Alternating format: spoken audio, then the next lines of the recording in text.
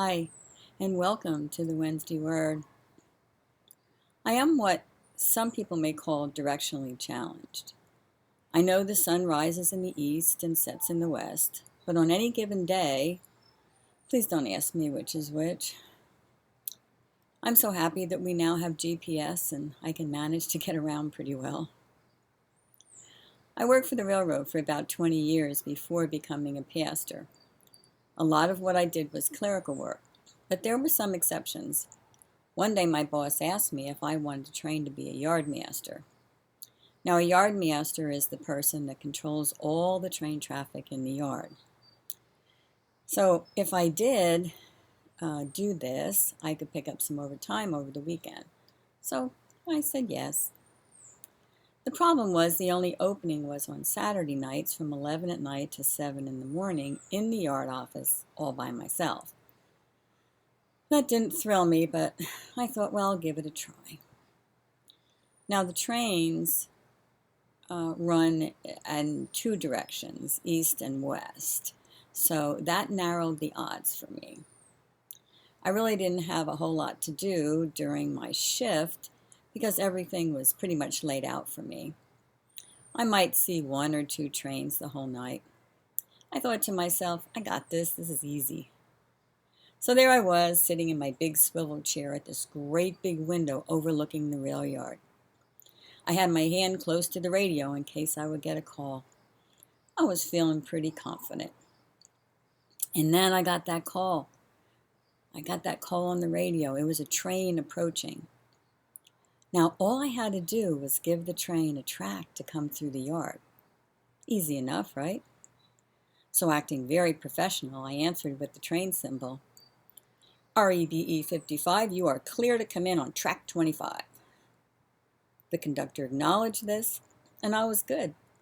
I thought to myself, I got this, I got this. I couldn't see the train as of yet, so I stood at the window looking left to the left side of the yard. It seemed to be taking quite a while to come by. I kept looking for the headlight when all of a sudden, out of the corner of my right eye, I spotted it coming from the other direction. Well, fortunately, there was no one there to see my mistake, but it was then I decided that my career as a yardmaster was maybe not really a good idea. I was looking in the wrong direction.